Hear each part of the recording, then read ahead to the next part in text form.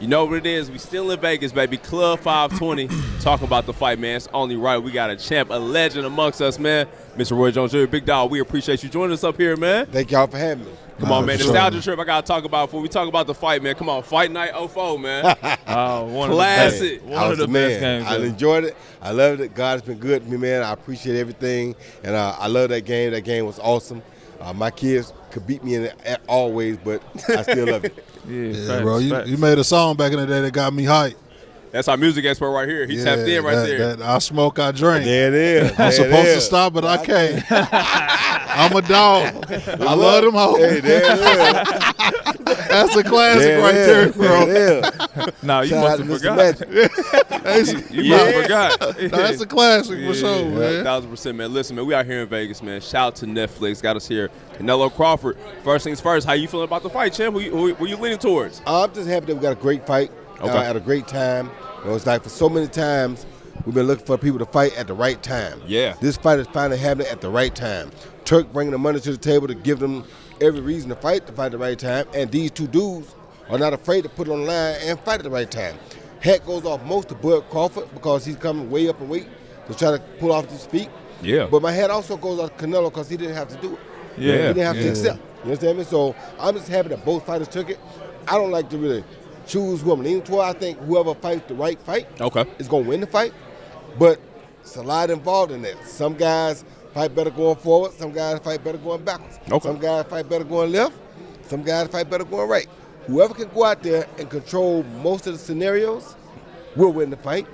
But both of them are capable of winning this fight. Gotcha. Go ahead. Can I ask you, you, if you were fighting this fight, if you were fighting Canelo, if you were Bud Crawford, how would you fight Canelo? Well, if I was fighting Canelo and me knowing who Canelo is and what Canelo stands for, I want to box him. Only problem with Bud, though, is Bud's so much smaller than him that you can't really afford to box him totally because if he gets the momentum, he going to feel like eventually it's just a matter of time. Yeah. You understand me? So you have to get some respect early, like Floyd did. Yeah. Then you can box him. Set the tone. Nah, for sure. Okay, on the flip side of that question, if you Canelo coming to this fight, how do you prepare? What's your moves to get the dub? I'm fighting a smaller guy coming all the way from 140 up here in my weight class. Yeah. It's disrespectful? No, it's not really disrespectful, but if I back up from you, I'm stupid. You feel me? Yeah. Because I'm physically the bigger fighter. Yeah. You understand me? It's like when I fought Felix Trinidad, we met at 170, but you coming from 147. Yeah. I'm not going to take no backward step on you. Too little. That's crazy. Yeah. You feel me? You the smaller guy. I got to make you know you the smaller guy. Yeah. At all times. Yeah. Nah, for sure. Well said.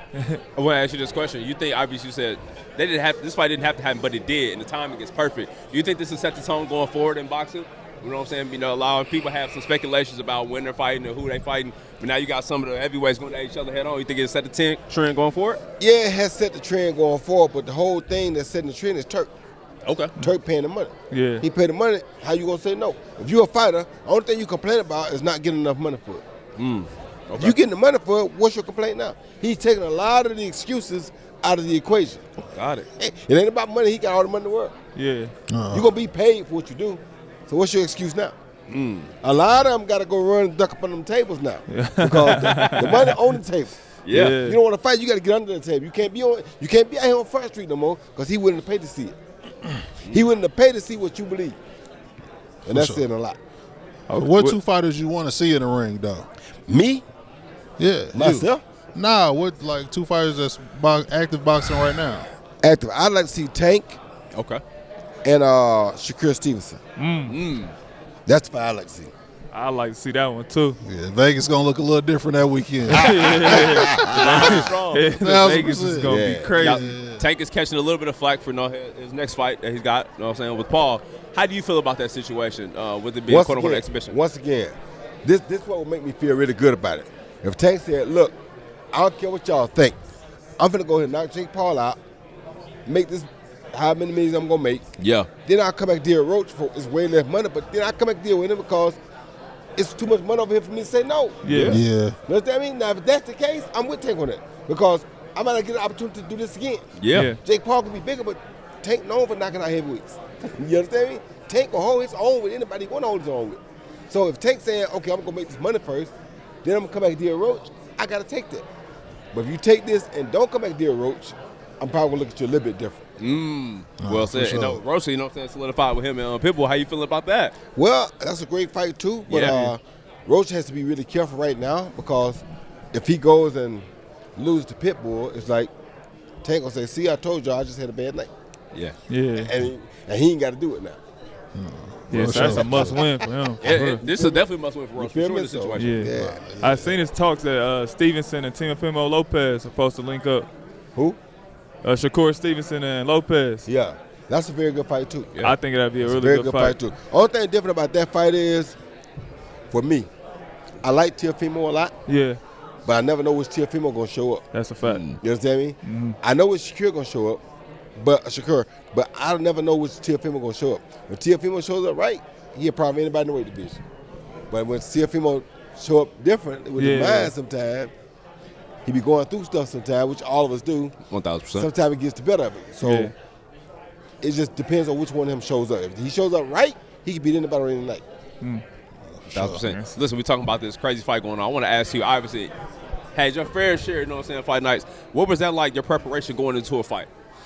Preparation is different because it's like, for boxers, this is what people don't understand. And this is why I'm never mad at guys who complain about the money. When you get ready for a fight, especially of this magnitude, it ain't win or lose. It's kill or die. You understand me? When you come here, you thinking we go in the ring with a pair of 10-ounce gloves on. If he knows one shot gonna kill me, he gonna take that shot. So I gotta be willing to take that same shot if I see it. You understand me? This ain't about win or lose. This is about like I said, life and death. So when you prepare for a fight of this magnitude, everybody talk about all this and all that, and can you give us tickets and can man, I'm about to go ahead and put my life on the line. Yeah. I don't want to hear nothing y'all got to talk about. My life is on the line. You understand me? Only person I really want to talk to right now is God, then him. Because it's kill or be killed, and I'm not finna die. I ain't never think of it that way. That's Straight up. Yeah, that's real though. You just asked the GOAT what it was. You right. You right. That's a fact. It was a moment for you. I was watching on YouTube, and I seen, the gold medal. Yeah. My man brought it all the way back to you and gave it to you. Man, what was that moment like for you? Man, that was a crazy moment because they caught me off guard. I never expected, and I didn't know it was happening. And what it goes to show for me, though, is it shows that when you trust in God and that God's plan work, there's nothing that can beat it. Yeah. You understand me? Because I knew God was doing something back then when he did it. I didn't know right away until I got the ring, got back home, and I realized, wait a minute, God got a bigger plan for me. Yeah. Because God knows that had I won a gold medal, I might have kept it on low because I'm doing what I'm supposed to do, everything going right. Yeah. But because I didn't bring that gold medal home, it made me turn up on extra high. Yeah. You understand me? I would never did that myself. Yeah. Only God knew how to get that out of me. Yeah. Which is what God is. God created us. He knows us better than we know ourselves. For sure. Not only to show that, but he showed me because I was so faithful and believed in him that the medal still came back home. Yeah. Come on, Now man. the IOC didn't do it. The guy himself brought it back home. That says even more. Yeah. You understand me? So I'm just honored, man. I'm just thankful, and all praises go to God. For sure. Man. For sure. Well said. B Hen, obviously, you know what I'm saying? You love all the off-the-court activities. My man got into the music, the lifestyle. I mean, you were just like an icon for us. Obviously, outside of video game, just how you live life, how you carry your life. That was a big influence on our generation for sure, man. 1,000%. Jordan Brand. He needed social media back in the day. You better believe it. That's the one that was going So you another one that really needed social media. You missed that era. If we had IG for the champ at that time period, Nah, for sure. Crazy. I'm just saying, that's how you knew he was big. He was still able to be an influence on us, and you know what I mean? He didn't even have those big media outlets like that. And y'all imagine this now. We talking about me, but imagine the real GOAT, Muhammad Ali. yeah. No social media whatsoever, and still was the most known man on the planet. That's Come on, crazy. man. Tell me he ain't the GOAT. Yeah, he'd have been Michael Jackson, You bro. heard me? Tell me that. GOAT. Come on, man. There ain't gonna be no other one like that to me. Imagine if we could have had to go Muhammad Ali fight live on Netflix and everybody home. Do you hear me? Do you hear me? Nah, that would have been hard. What got you into boxing, though? Muhammad Ali. Watching Muhammad Ali fight Joe Frazier, saying to me that he was beating with his mind, not necessarily his hands. Yeah. I said, wow, if somebody teach me how to use my hands, I can do that. And I really believed it. At what age did you start? I started at 10. Oh, you was legit. Yep. Yeah. Whew. Hands been filthy since 10. What, you started in the backyard? Huh? Yep. In the backyard? Yep. Yeah. My dad started okay. training in the backyard. That's crazy. dope, Listen, man. Talk about bringing things into fruition, boy. Huh? Talk about bringing this to fruition. You Yes. came one of the ones. Yes. And like delayed gratification, man. Blessings are delayed. Yep. You got your shit back like you supposed to, baby. There it is. Come on, man. One more time for the champ, man. Roy Hey. Jones, Big Dog. We Thank appreciate y'all, you sliding brother. on this, man. Thank y'all for having me. Yes, sir. Thank Until you. next time. We in Vegas with it, Netflix. We at the fight, but most importantly, come on, Teague, wrestling time. We got a legend with us, baby. Man. Yes, sir. Yes, sir. Listen. Yes, sir. Respect. No. You don't even understand. You don't I'm a huge wrestling fan. Yeah. But his favorite all-time wrestler, I'm going to let my man B Hen. Nah, man, you. Real. My boy Man. got me tapped back into wrestling. Yeah. But growing up as a jit, bro, Yeah. you was the one, bro. Man. Like, literally my favorite wrestler all the time. I seen you come out of Royal Rumble, like, this year in my city. Yeah. Bro, I got hyped. Oh, Like, I went that's what's crazy. up. I love that. I didn't even know you were still alive. I love it. I went crazy. I said, he's still living. My boy's still alive. How The far do you GOAT. go back? How far? Like early WWE or WCW? WCW, bro. Oh, wow. 96, Facts. 97? Yeah, because Yeah. I'm around, I'm 30, 37, so I was Okay. around 10. Okay, wait. Like, yeah, bro. that's about So, it. Yeah, you was. Wow, that's crazy. You always I been my love goat, that. man. That's no cap. I Yeah. love. Thank you very much. Definitely I love appreciate hearing you. stories like that, man. For sure, bro. That's what keeps me going. Yeah, I'm like the yeah. Energizer Bunny, Yeah, man. because see you come back out at Royal Rumble, I was like, damn, y'all, he's still kicking like that, bouncing off the ropes and shit, and you still a freak athlete. Like, Thank you, man. How have you been able to keep in shape like all these years? You know what? The older I got, the wiser I was with my health. Like, there's just so many benefits out there now. You know, from the infrared sauna, stem cell therapy, hyperbaric chambers, the cold plunge. Like, I'm on top of all of that, man. I try to do that at least. The cold plunge and sauna every morning when I wake up. Okay. I'm jumping in there. Stem cells, I try to do it at least once a year. You know, Gotcha. and along with that, you know, I just try to take care of my supplementation and my meals. Try to eat as good as I can. Yeah, and I think that makes a huge difference. Nah, for sure. Yeah. For sure. Man, listen, we always talk about you guys having such a rigorous schedule. You've been doing this for so long. So for you to be on top of that and as the game's evolving, are those benefits you would say that keeps you with the longevity, especially with such a grueling schedule? It does. And if I wish I would have known what I know now, back like when I entered WWE 2002, because that's when the grind really kicked off. Like, we were doing 13-day tours, you know, nonstop, Wow. day after day after day. But it was also a good time. Yeah. It's not like I'm complaining about those because I had such a blast, you know, hanging out with the Takers, with the Kurt Angles and all Yeah. that. That was legendary for me. Being with all of them was like, man, this is awesome. It's what I love to do. But over the years, you know, I realized that so many surgeries on my left knee, I just learned how to trim down my work to make it look still good and give the fans what they want. And on top of that, what helped me, what benefited me from eating other stuff compared to this, inflammation, swelling, all of that really helped me out over the years with my knees. Hey, y'all heard it here first. If you change your diet, you might be as good as Rey Mysterio one day. Probably not, but change your diet anyway. Yeah, See, Super Wrestling fan, tap in, baby. No, so we had a special guest on our show Yeah. at SummerSlam. And he said when you were hitting the road, he was driving your cars. Really? Yeah, and he told me he's the greatest Mysterio. And the real Mysterio. Yeah. I wonder who that is. Does he wear a mask? No, Nah. he not Mysterio. Yeah, gang. No, what is it like seeing your son, Intercontinental champ, Yeah. coming into his own, becoming a superstar? It's crazy. Yeah. Like I deep down in my thoughts, I've always said or knew that he was going to be something bigger than what I did. I didn't know how. My wife was the first one to spot out and point that she never saw him as the good guy. She always saw him as a bad guy in the ring, which now it makes complete sense. She spent more time with him than I did because I was traveling so much. Yeah. So she was mom and dad. But to see his growth over the past 4 years and how he just evolved into this character and embraced it and just now completely owns it is awesome, man. Like, his confidence is... I wish I had some of that when I was, you know, his age. Yeah. and I wish I knew what he knows now.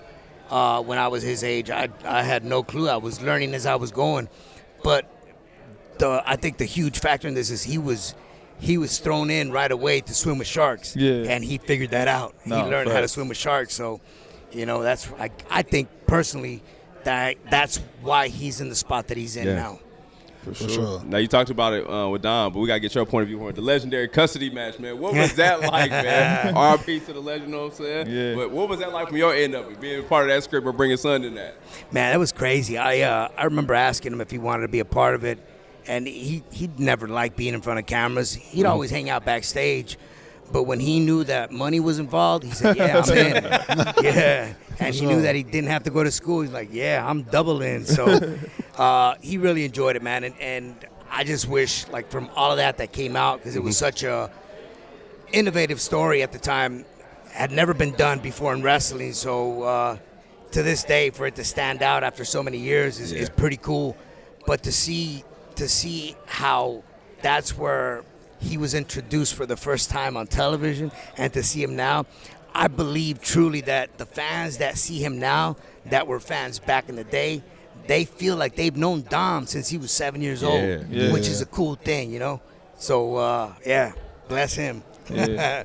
That's kind of how I feel about it. It's like, man, I remember that. Like, I remember you out there, bro.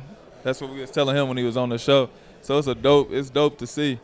I wanted to ask you, like, all the journey from WCW, WWE, what was like that transition from going from WCW to WWE and becoming a WWE superstar?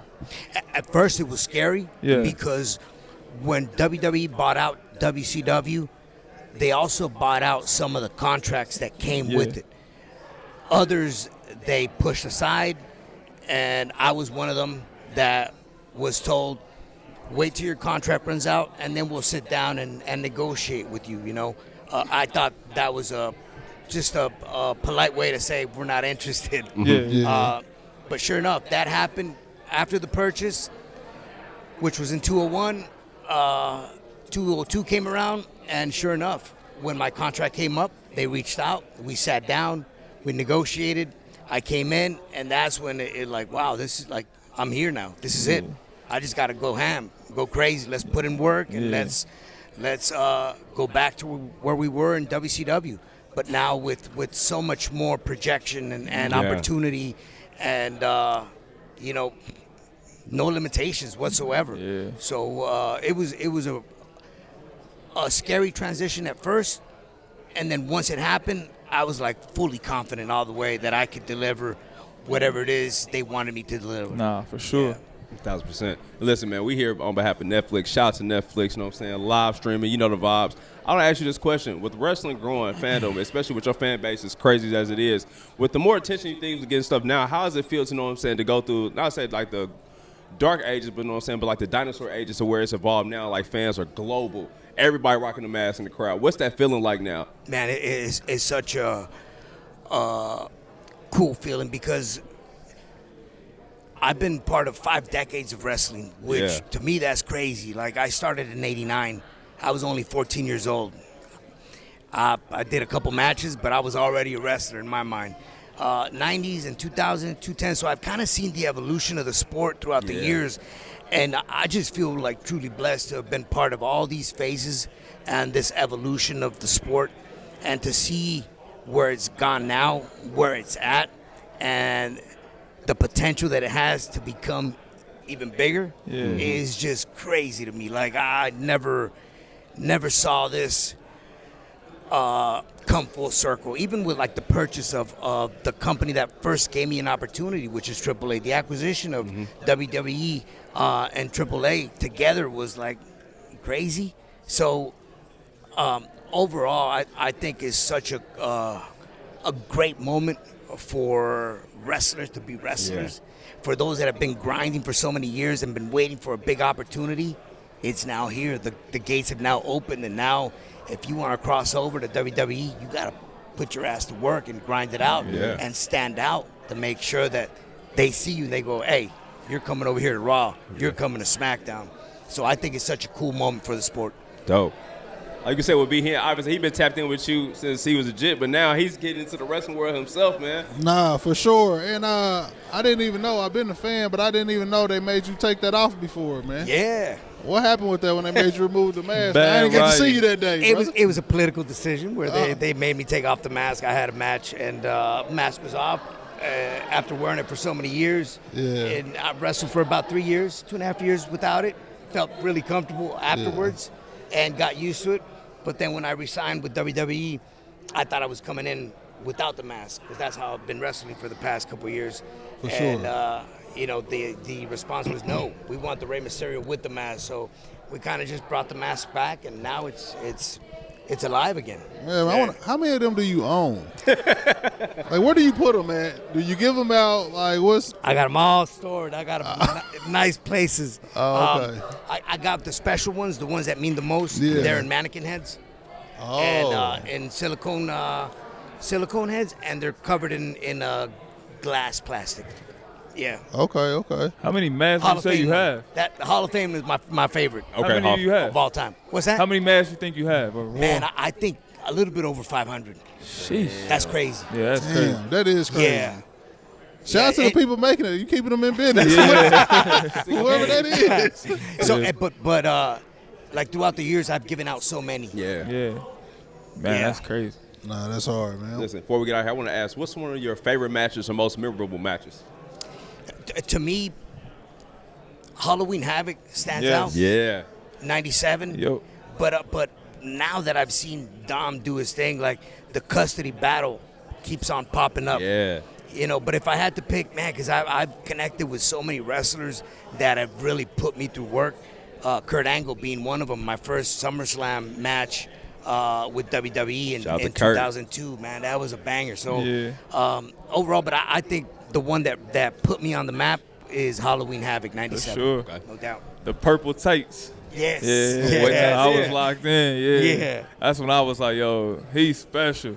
And you was, I'm like, bro, ain't no way he moving this fast, bro. It was crazy. That match was nuts. That was the idea for me to lose the match that night, too. Yeah, oh, for real? Yes. Yeah. I remember that part. Yes, yeah. That's crazy. Yeah. Man. How'd you get into wrestling, man? Where did it come from? Second generation, my mom's younger brother, Okay. who just passed away in December of last year. R.I.P. He was the first one in our family to pave a path for us to eventually become wrestlers. And he did a really good job, man. He trained me, he trained Conan, he trained a lot of us that came from the city of Tijuana, across from San Diego. So very respected in the wrestling world. And he's the one that started the lineage. After him was myself, and now my cousin, his son, is wrestling as well, and my son Dom. So we have two more, and potentially, you know, there might be more to come. For sure. Because I had asked that, bro, because they trying to get me in the ring. Let's go. And go through the, you know, what y'all went through. So I want to go back to the Stumper Grounds. take me back to the 80s. You got in. Have you been in the ring before? No, man. It's No? going to be my Somebody first. might be hitting a my first- luchador. I don't know if we can get Dom there. told me just you do a bunch of rolls. Yeah. Yes. Yeah, I don't know if he could do those. So, my daughter, I just went out to the Performance Center in Orlando, the WWE Performance Center, and I had to go back in the ring trying to get cleared from an injury.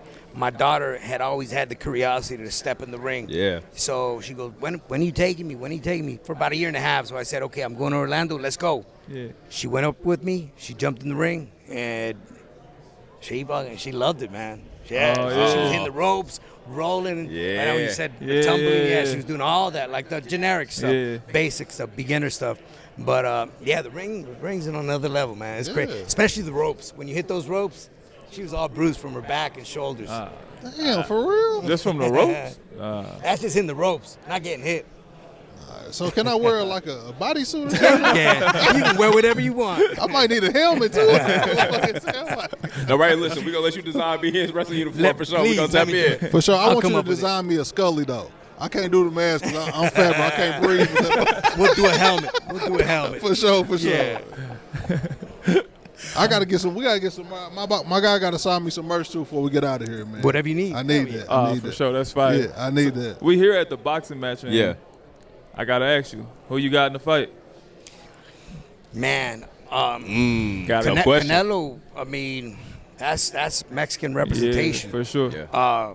And I tip my mask off to him because he's paved his way, you know. Yeah. Crawford also. Yeah. Legend of his own. So I don't want to go either on one side or another.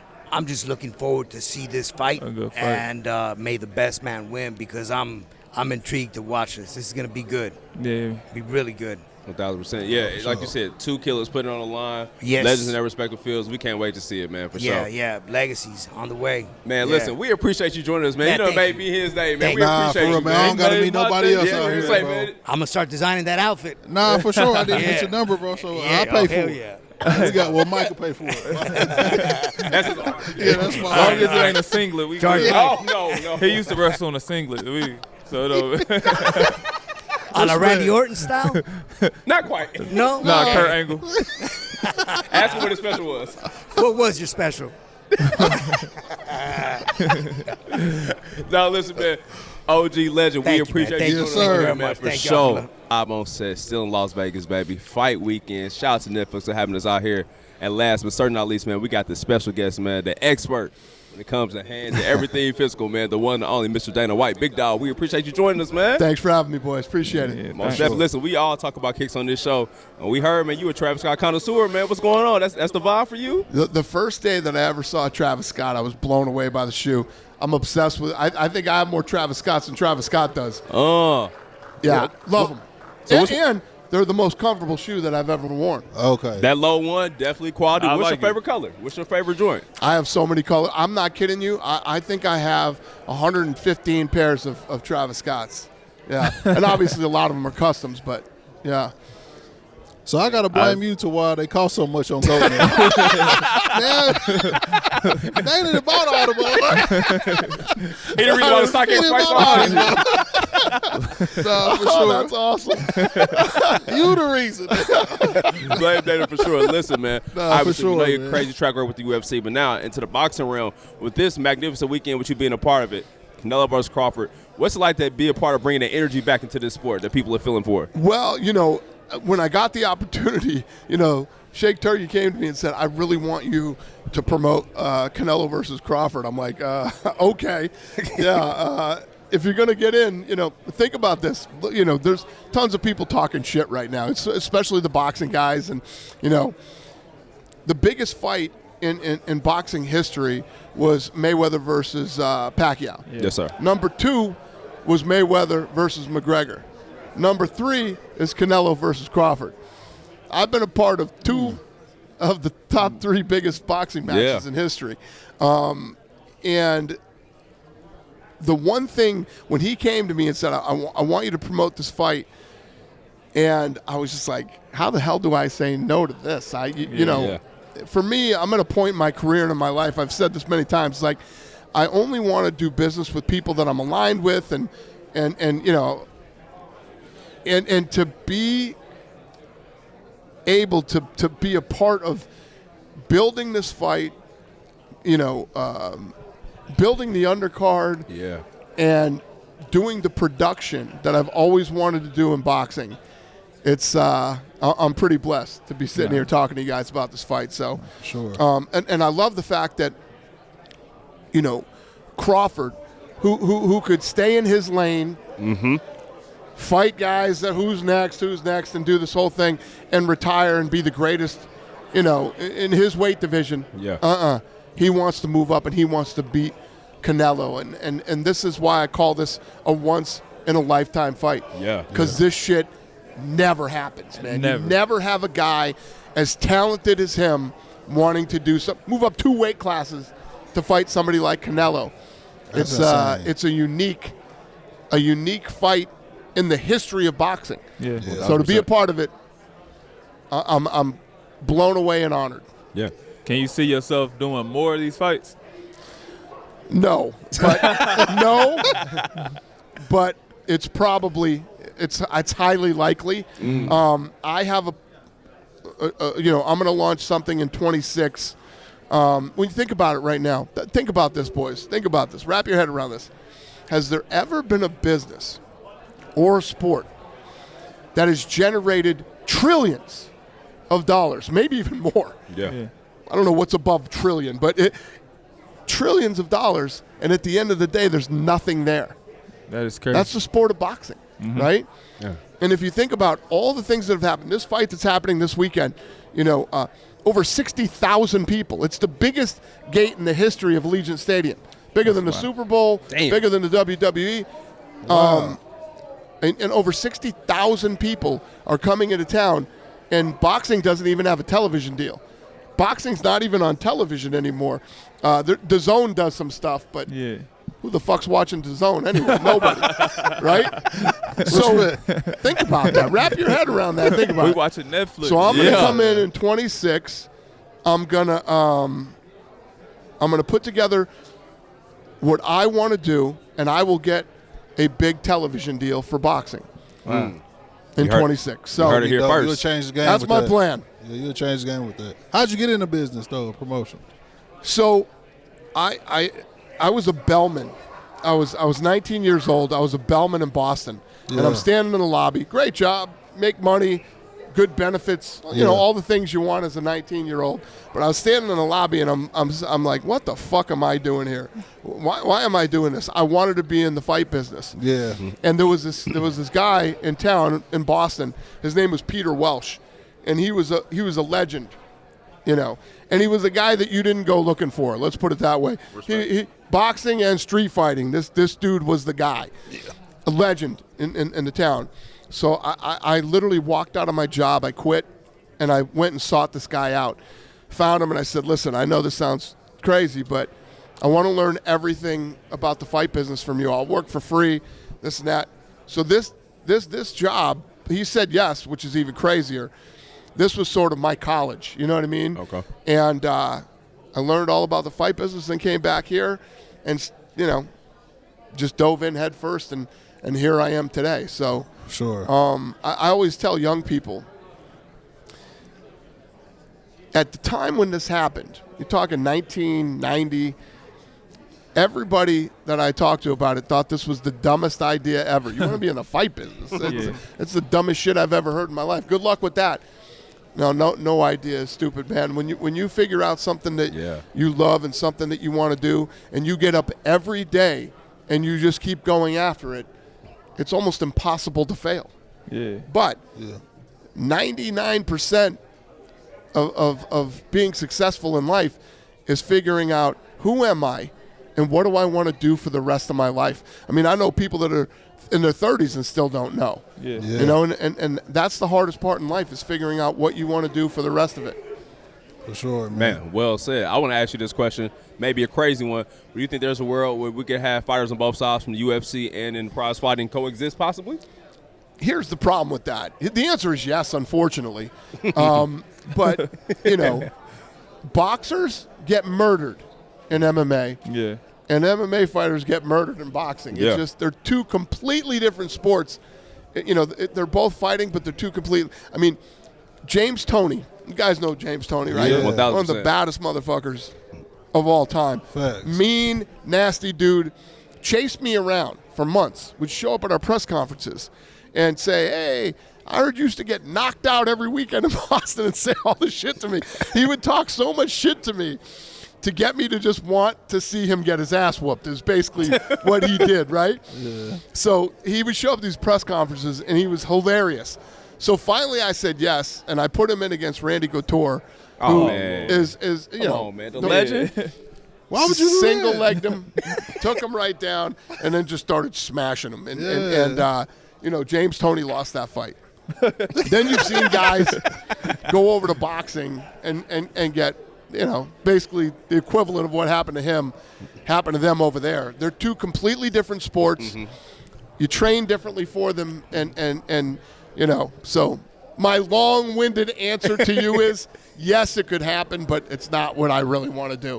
What I love is Saturday night. You have two of the all-time greats. Yes, sir. And they're going to face each other. Guys moving up 2 weight classes, and it's for their legacy. And this is the fight that fight fans dream about. Yeah. Saturday night is what every fight fan dreams about.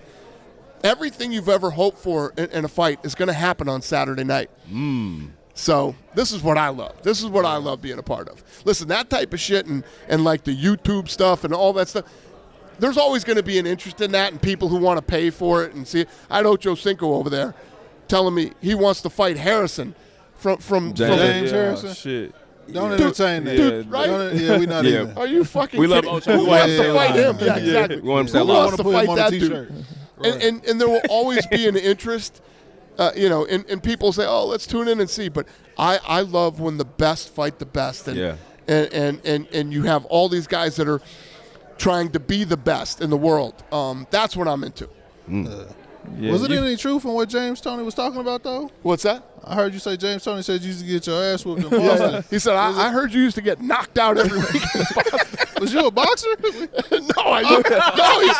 He was just talking shit to me. He was just trolling. He was trying to get me to a point yeah, where I'm like, I want to see this guy get his ass whooped in the thought he had some UFC. inside I thought you was skipping past some shit. So. Hey, the number one rule of Fight Club, you don't talk about it, baby. And listen, man, James Toney is one of the meanest human beings you'll ever see. And you want to talk about a guy jumping up weight classes from 160 to heavyweight, and he was a good heavyweight too. For sure. So yeah, No, that's funny. James Toney was chasing me around talking shit for a while. Man, you got some pressure on yourself now. You just made this event huge. Everybody's excited. You got to do it again. Do what? This event. Another match like this. Another one. If you had to pick 2 more fighters. Well, think about this. Whoever wins on Saturday, then the question is what's next? Yeah. Especially imagine if Crawford wins this fight. It's a rematch. I mean, then what are the possibilities for Crawford, And a guy asked me earlier, and it's a fair question. He said, if Crawford wins on Saturday night, is he better than Floyd Mayweather? What do you think? I said, damn, that's a good question. I said, I think what you'd have to do is wait until Crawford's career plays out and he retires. Then you look at it and you say, you look at the stats, you look at what he did. Body of work. It's a possibility. I don't think so. No? Nah. If he beat Canelo, I mean, Floyd What beat if he- Canelo when he was 39. But he's jumping up 2 weight classes to fight him.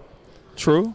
that was my take on him. Like Yeah. I'm going up the Motor Combat chamber though. Like, And that's why I give Canelo a lot of respect in the situation because ultimately he pretty much Yeah. has the most to lose in the situation. yeah, I agree. Yeah. I agree. I see That's- what Teague's saying though. Like, Floyd, like I've been there, done that. yeah, he kind of like toyed with Canelo a little bit. Yeah, I see where you. So I don't know. It's a That's great a good question, question, though. For 1,000%. sure. Well, after he fights Canelo, let's say he beats Canelo, Yeah. and he beats Canelo convincingly. Let's say he knocks him out, or whatever happened. Guy's never been right. That's his parlay over there. Then, what does Crawford do after that? There's going to be lots of opportunities. So to sit here and say, no, he couldn't, go down as greater than Floyd. You don't know until his career plays out. We don't know. We don't Saturday know. night's a big night. I can't even see anybody that could be on that level to fight him if he beats Canelo. Like, I can't even see another boxer that could be on that level. Nah, He had to. I don't. he'll probably go back down though. I'm like, but who? Oh, he'll go back down. But for who this. knows? There's so many possibilities for him if he wins this fight on Saturday night. That'll change his legacy. This for is sure. what I love. So Yeah. when you put together a fight, right, or any type of sports event, what's at stake? Yeah. Yeah. What's at stake is what everybody cares about. It's like that's why with the celebrity fights and that kind of stuff, it's like, he beat him or it's like bragging rights. Who gives a shit at the end of the day, right? Yeah. There's a lot at stake for these guys, and it means something because you're talking about the absolute best in the world For fighting sure. each other, and you got a guy that's moving up 2 weight classes to beat somebody like Canelo. Now, if Crawford wins, it's gonna get crazy. But Yeah. if Canelo wins, only person he can fight is Benavidez. He has to. He has to. Who would you Yeah. take in that? Who, me? Yeah. Benavidez. Oh man, he my favorite fighter. He Teague a locked monster, in. man. Nobody wants to fight him. Like Crawford wouldn't move up weight classes to fight Benavidez. Now, No way. if them two linked up, would you do this again? Hey, yeah. We'll That's see. gonna be a Mexican We'll see. fight. He said, let me see that wire Oh first. my God, it's gonna be. Nah, for sure. We'll see how this plays out for me. I don't know. All right, man, listen. We ended off with the GOAT right here. Final predictions. B Hen, where you at? I know the parlay's in. Talk to me. Oh, yeah, we're going Crawford all day with the knockout. Okay. Yeah, Crawford by knockout. Yeah. And you parlaying that? Yeah, I I wonder what the odds got a are. whole on lot of that. shit We know- going on. What does that pay off? We got anybody here who can crunch those numbers real quick? Anybody? I don't That know. we'll talk off camera. Crawford by knockout. What does that pay? It sounds just like new car. That's what it sounds like. New car. New leather. I'm going to ask you to be an assistant promoter. What do you got? My heart says Crawford, but I feel like it might be Canelo. It might be Canelo. By what? Oh, I think. Ooh, that's tough. That's tough. I don't think he'll knock him out. I think it'll go distance though. Yeah, I got Canelo by decision. Canelo decision. Yeah. Now we got to ask you this: if you can answer that, how So, you feeling? well, so when you think about my position, I'm the promoter of the fight. My first, legit box. I did Mayweather versus McGregor, but Yes, sir. this is my first big time legit boxing match. What I care about is a great fight. Yeah. That's There we what go. I need. I need a great fight that night where the people that over 60,000 people are coming into this city and have bought tickets and are going to come to this event. It's broke the Allegiant record and the stadium gate record all time in boxing. I need over 60,000 people to go home going, God damn, that was a great night. I would love to come back to Vegas and do this again. Or turn Netflix off and say, I'm glad I stayed home tonight and watched this fight. Yeah, for sure. What are the odds? Plus 800 for this one. Plus 800 for the parlay? Yeah. So how much you putting on that? I don't know. It's looking pretty good. I might have to ask you to let me hold something.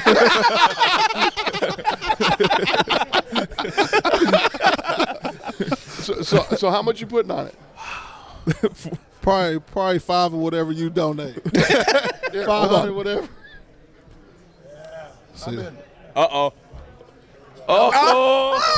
Let's make this very clear. Who else I am can do loaning, this? I'm loaning my friend money to bet. I am not personally betting. Yeah. This is just me. No, Jonte Porter, my boy. He assisted. Oh shit! I bet too. Stay over there.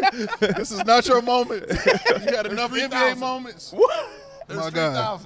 Thank you, sir. I appreciate NBA that. Good luck on your bet.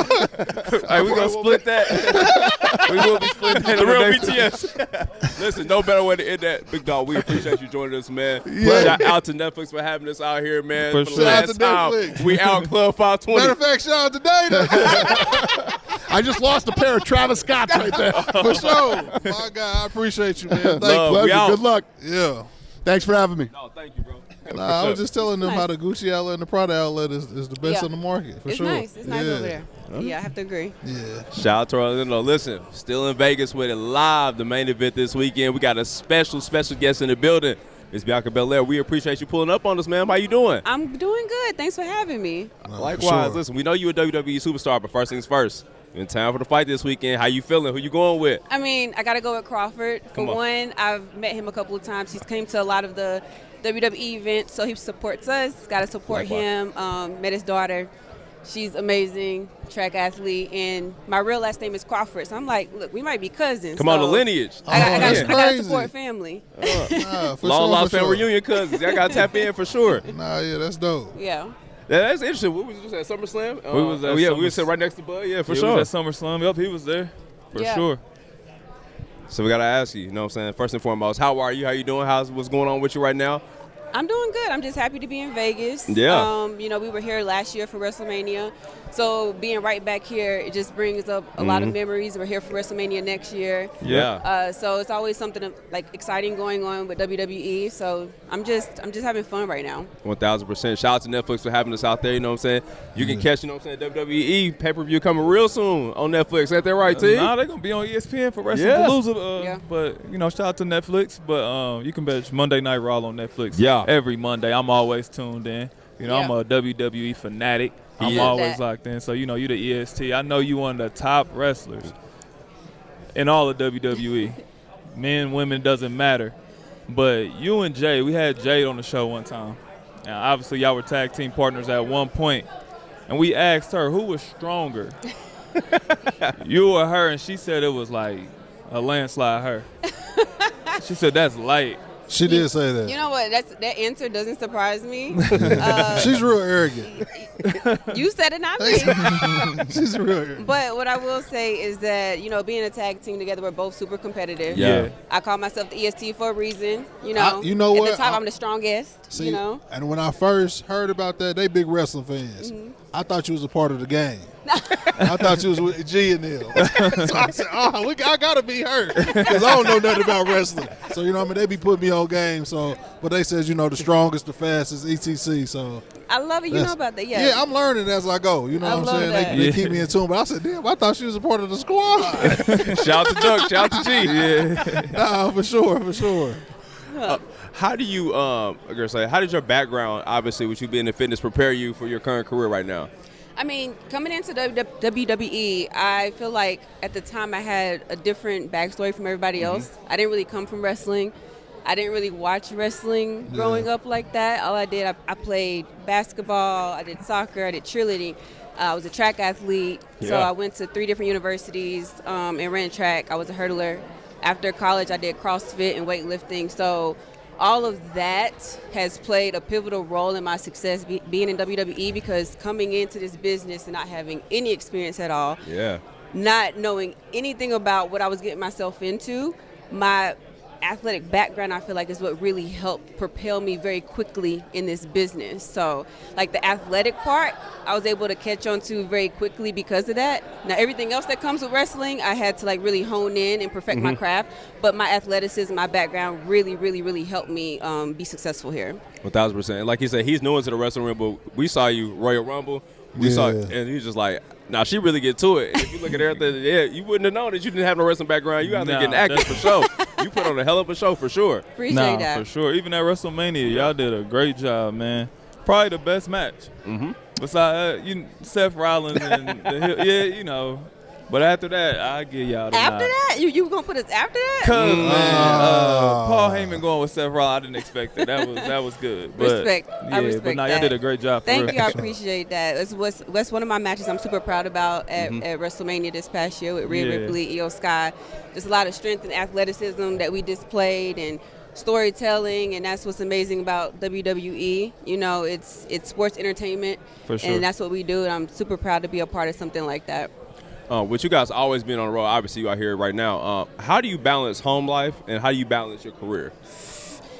It kind of goes hand in hand because I'm married to another wrestler. We had him on the show. I'm married to Street Profits. Yeah. We had a gang on the show. We Yep, tapped in. Montez Ford, that's my husband right there. I got to wear my ring on the right hand right now because the left finger is broke. But it kind of goes hand in hand because I live and travel and work with my best friend and my husband, and you have to really kind of play this line of when is it time to be a spouse and when is it time to be a worker, and sometimes things are going very great for me and he has to kind of put aside being a worker and being a spouse and being supportive, and so it kind of goes hand in hand. But as far as family, our family comes to almost every single show. We try to include our family as much as possible. They're super supportive, and they really have to share us with the WWE world, because the people we work with, we see them more than we see our family. Sure. So the people that we're on the road with, they kind of become our family too. Yeah, like we said, that y'all travel so much. Like y'all schedule, I respect that so much more. Y'all schedule is insane. It's crazy. It's crazy. We're on the road more than 300 days a year.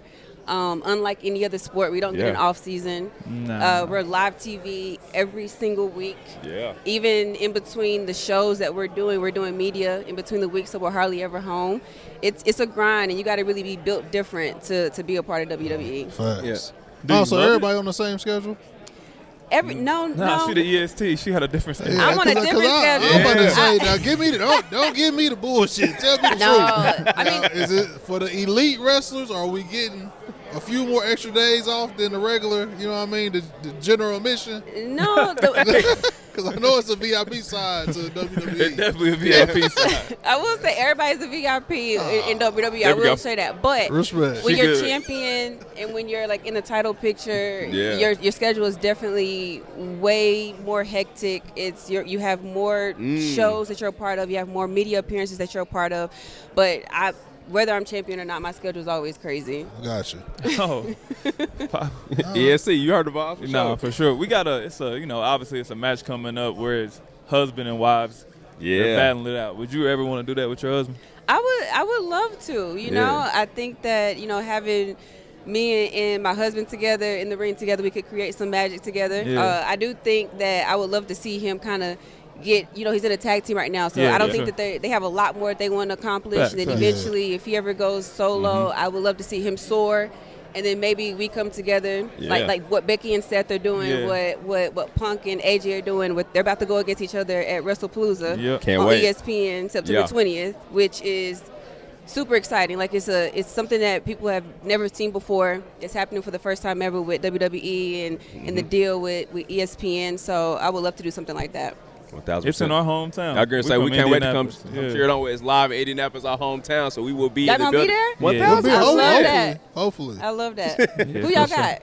Y'all got Seth and Becky or AJ and Punk? AJ and CM Punk. I got to look at the odds on it. I'm going to keep it real with you. Parlay King. If you would have parlay off that one, bro, you go. I got to look at the odds. Call the hotline. I got to go to the trap house to see what it is. It's a different type of odds. You playing the numbers. Okay. For sure. 1,000%. Listen, we appreciate you. We're going to be there to cheer you on. Keep going forward. We appreciate you. Thank 1,000%. you. Get healthy. We know the finger messed up. But Thank you. I'm trying. I'll be back. I'll be back. Thank you. 1,000%. It's only right. We got a real killer with us to get some insight about this weekend. Mr. Shakur Stevenson, Big Dog, appreciate you sliding on us, man. What up, G? What up? What's happening with it? Listen, before we got on camera, y'all was talking that hoop talk. Nah, he said he'd beat me one-on-one. Let's talk about it. We here now. Yeah, I told him, like, set it up. Now we got first off, we got the 3 ones. dribbles. You and B Hen, what's up? He can't go to the post. Oh, he can't go to the post? No post. He got to shoot. No, you a boxer? Stay in your ground. Stay in your ground, King. I'm putting him right in the plate. Yeah. Come on down here. Footwork. He cheated. Come on He down here with cheated. Fury. Get this work. Nah, we gotta set that up though, man. I've been taking out everybody's want to play one-on-one, man. I don't think neither of y'all could guard me. Ooh. That's what I heard don't this think. before. Okay. I heard this before. I don't So we think gonna y'all set that guard up. me. We gonna set that Okay, up. We gonna set that what's your up. hoop game like? You know what I'm saying? Who you your game after? You know, a lot of people tell me I play like Steph. Nigga, ain't nobody doing Steph Curry, bro. Yeah, Steph, bro. Man, So you a shooter for real? Yeah, I shoot from, Keep it a bean, bro. I can shoot. Man, you got anybody I might whack y'all. I'm telling you. Anybody can vouch for this. Yes. All right, I gotta ask some people. You left-handed or right-handed? Right-handed. See, a real hooper say both. Yeah. See? Nah, I'm a force I may of lay left. you with the left, though. I I may lay you with the left. see that. He might have a little game. We gonna respect it. All right, so while we're here, we're talking about it, man. Boxers who can hoop. Who's some of the best out there, or is it you? Boxers that can hoop, it's probably me and Bud. Okay. Me and Bud. Yeah, Bud said he could hoop. I seen him play against Bud Gilly. shooting. Yeah. He He was kicking Gilly ass. Nah, he was. I seen that episode. Yeah. Gilly nice, though. Yeah. You think Gilly nice? Oh, we good. Hey, we good. Hey, we good. Oh, yeah, It's shit green. green. Hey, it's green. Hey, it's green. I ain't gonna lie, I saw what you did to him. It's green. We You good. definitely cooked him. Yeah, we good. All right, cool. Who you got tonight, though? I mean, this weekend, bro. I got Bud. Okay. Yeah, I like Bud. So Why, though? I feel as though Canelo is a front runner. So, like, for the early rounds, he's going to be very sharp, on point. And then that midway through the fight, I feel like Bud going to take over. Okay. All right. It's my man's right here, though. Yeah. Yeah. I ain't gonna lie. You got the insight. You know the game. You a legend. You a go at your sport, at boxing, at your weight class. You one of them ones. Yeah, But I appreciate got Canelo.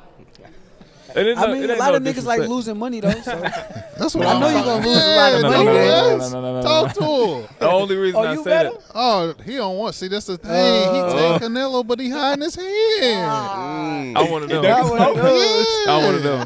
He want to bet push-ups my and heart shit. say I want Bud to win. yeah. Yeah. But Okay. if I was a betting man, I'm gonna pick Canelo just because of the size. Like I know Bud done went up in weight and everything, But Canelo never get hurt, bro, in any fight. Bud don't either. But I don't know if Bud face any of this power that Canelo Skills pay the bills, bro. That's a fact. That's what they say. That's what I'm trying to tell you. So we're gonna see though. Yeah. Nah, all right. I hope. Saturday I'm going crazy though. I'm telling you. Right after the fight, I'm going nuts. We Dr. Umar over here anyway, so. Oh, for sure. If I see y'all niggas, I'm popping my shit. I'm definitely you. Nah, we gonna turn up. We gonna turn up. I'm gonna be hyped too, though. I got one of my legs because I'm doing the 3-legger. But one of my legs, I got Crawford knocking him out. You had a question for him, you know what I'm saying? The boxing streets, man. What you mean? Like who we want to step in the ring with? T.O. I heard Lopez supposed to be up and coming. Step in the ring with? That's what you T.O. Is it gonna happen? I mean, I'm down. Yeah. I'm with it. He say he with it, but we'll see. See, a lot of times y'all be saying that though, bro. And I think y'all do a lot of that shit for social media. I don't know why y'all feel because we be geeking. It's about to happen because he a big boxing fan, for real. And he be putting me on game. I'm like, bro, these niggas ain't gonna fight. Cap ass niggas, bro. But me, yeah, that shit getting signed. Okay. Once they offer, that shit getting signed. Okay. But the problem is like a lot of niggas really be scared of me. Like a lot of niggas, like it's niggas who done said no that y'all know of. Who, like Devin Haney or somebody? Pitbull. Pitbull crew. Frank Martin. Frank. I like the name. I do. Frank used to be in Frank say that. Limachenko. Oh. Like I really named the name. He speak English? Yeah, I ain't say no. He nice though. Look at this thing. His English good, bro. I was just telling you though, I really be down for that shit. Like I'm ready to risk it. Like okay. You know what fight will give you the same atmosphere? Like if you and Tank, the same atmosphere that they got. Yeah. It'll be you and Tank, bro. It'll be a different vibe, but like the streets. I done told y'all 100 times I'm with that fight. I believe you. Me. That's what the streets really want. That's what we want, bro. You and T.O. Hell, I thought you was talking about Terrell Owens. So I ain't know. But that's a hell of a weight class. Y'all gotta talk to y'all mans though. Like y'all gotta tell him like get on board because I'm with it. All right. Nah, we gotta see you. Yeah, we gotta line it up. But you wanna get in the ring with T.O. first. We're making that clear. No, I'm getting in the ring with T.O. first because the other guy that y'all talking about is going to fight. But you wanted. He said he gonna be back though. That's what y'all think? He said he gonna knock him out, get the check, and I he gonna think be that's back. the retirement plan, bro. That's the fade to black? That's what I think. I don't know. It's not, bro. He gotta go get that chicken, bro. The chicken is dead. It might not come across his path again. He'll be back to see you. Yeah. Okay. He coming back to see you, bro. Yeah. I hope y'all got faith in that, man. That would ask you this question. With this fight going on this weekend, you know what I'm saying? Pound for pound, 2 killers going at it. You think that'll bring the energy back? You know what I'm saying? A lot of times people feel like there's a lot of ducking going on. You think it's going to bring that head-to-head back, that energy back? I think it's too personal. I think as though that he don't want me to have a payday because he really disliked me. And he think that I'm just chasing a payday, but I'm not. I'm really chasing, like, I want to be the best. Yeah. So to be the best, you got to beat the best. That's a fact. I'm rolling. For sure. I seen Devin Haney say he expected you to talk crazy when he got knocked out, and you didn't. I ain't gonna lie, I was waiting for you to say something too. I was like, I know Shakur about to say something crazy. Nah. Why you ain't say nothing, bro? Cause I got integrity, bro. Like I be telling people, like, I try to see things from everybody's point of view. And I also know, like, okay, if somebody got popped for steroids, how we still, like, popping shit about the guy that got his ass whooped? Yeah. And also, I felt as though Devin put it all on the line. He didn't quit in the fight. He got up 5 to 6 times in the fight. To whereas when we watched Ryan fight Tank, he got hit with a body shot and he quit. Yeah. And nobody said nothing. There was no memes. There was no, like, but it's like, all right, niggas is just against the black niggas, bro. Like, that's how I be feeling. I respect that for sure. That's a cool ass PR answer. Nah, it's the truth though. Nah, I'll fuck with you. I probably would have told you this behind like closed doors with no cameras. I believe you. I believe you. I believe you too. I believe you, bro. I want to ask you this question. Obviously, you're a killer. going into a match like this, how do you prepare? What's your training regimen like, or what do you do a couple weeks before the fight? How you lock in? How I lock in, I just get away. I get away and get dolo and just grind, bro. Put the work in and make sure that I come in there 100% and make sure that I don't have no doubts or I did anything wrong in training camp to where I have doubts getting in the ring. So running, sparring, all types of shit. And that's the interesting. We've been here, the sparring. They've been saying the sparring, like, you think people might, like, dial it down a little bit before a fight. They're like, nah, we rev it up because we get ready for the fight. For sure. Is that the same way in your camp? For sure. My last camp, I had this dude. He was tailor-made. He was perfect for the guy that I was fighting. He fought exactly like the nigga I was fighting. So by the time I got in a fight and the dude put me into, like, a fight, I was prepared for it. Your last fight was – Yeah. You brought it that one. Yeah, I ain't gonna lie. I was like, okay, now we cooking. Yeah, for sure. We cooking for sure. I had to show niggas though, like niggas was talking too crazy, bro. We gonna have to do a day in the life with him, bro. Yeah, for sure. Pull up, like on the wake up. So we gonna play ones. No. We gonna wake up. We gonna. What you run beside the car? I know y'all box be doing some wild shit. Nah, I just run regular. Oh, okay. Hold on. How many miles you run? 3 to 8. Hell no. 3 to 8. 3 to 8. Some days 3. Man, hell no. If we getting close to the fight, I might hit an 8-piece. Who running that? Only 8 piece I know is goddamn Wingstop. How much time you doing it? Probably like, I ain't gonna lie to you, I don't know. It's like in the 40s, the high 40s. Nah. Yeah. Yeah, we gotta take a time limit off first. We gonna tap in, man. We gonna do I got like an hour. Yeah, y'all gonna have to edit the hell out of that fucking with me. Time lapse. We just gonna wake you up. We gonna start a couple blocks and I'm gonna drive to the finish line. You can get in the car. Oh, they follow me in the car. Oh yeah, bet. I'm with that. Yeah. The real 24/7. But sure, listen, Killer, we appreciate it. We serious about that. We gonna pull up though. I'm ready. Yeah, I want to do that. Y'all see it here? Sure. Yeah. All right, man. Listen, man. We tapped in. We fans, man. Keep killing it. We can't wait for the next match. For sure. Till next time, Club 520. Appreciate you. Live in Vegas, baby. Fight weekend. Shout out to Netflix for having us out here. It's only right, man. We got a special guest, man, for everybody up here. It's one of the people we want to have on this show. We're going to introduce him last, but you know who it is. To my far left, my dog, Bishop B Hen out the Pearlies. Good morning, brother. How you doing? Good, man. Glad to be here, man. At the big fight, you know what I mean? Get to sit down with a legend right here. I ain't going to spill the beans yet, but, yeah, it's a good morning. I'll spill them. Yes, sir. Talk to him, I'm Teague. Jeff Teague. Y'all know I'm a huge wrestling fan. This is, like, crazy right now. I'm like, we got Triple H. Yes, sir. The legend. The legend. Man, the game himself. I'm hyped, man. This is one of the best moments we've had on the podcast for me. What's going on, guys? Man, it is an honor. We are Thank you very blessed much to have you up here, man. I'm thrilled to be on the show. Thanks for having me. It's crazy. Like, you are all a part of our childhood, like, in so many different ways. I'll let T go ahead and start because he's our wrestling buff, man. He really loves wrestling. He's been tapped in a long time. I only got suspended from school. Like, come on, man. 3 or or 4 that a lot. times. I hear that a lot. Thanks. I got suspended from school or I got detention, whatever it is. Yeah, it was a little while back in the day. Nah, it's nothing They wrong made with me it. take my shirt off in school. Like I had to put on a school T-shirt because I had you on the front of my shirt doing what you did best. So you're a legend in every neighborhood across the world. Yeah, for sure. Even with that, man, the theme song, the walk down music, you know, obviously you're the boss man now, you controlling things, but even to this day, when you hear that music, it's an instant reaction, like a knee-jerk, like, oh, where he at? How did you come up with that infamous theme song, walkout music, man? Well, I was fortunate in as they were creating my new music, and I wanted a certain style and a certain vibe, which, you know, when they finally came back, they weren't hitting it right, and when they finally came back to me and said, you know, give us more guidance, I said I want it to sound like Motorhead. Yeah. And in which case they then said, well, let's see if we can get Motorhead to do it, which I didn't know was an option at the time. Okay. They did my music. I would go on from there to become really good friends with Lemmy over the years. But they did my entrance music, which was iconic.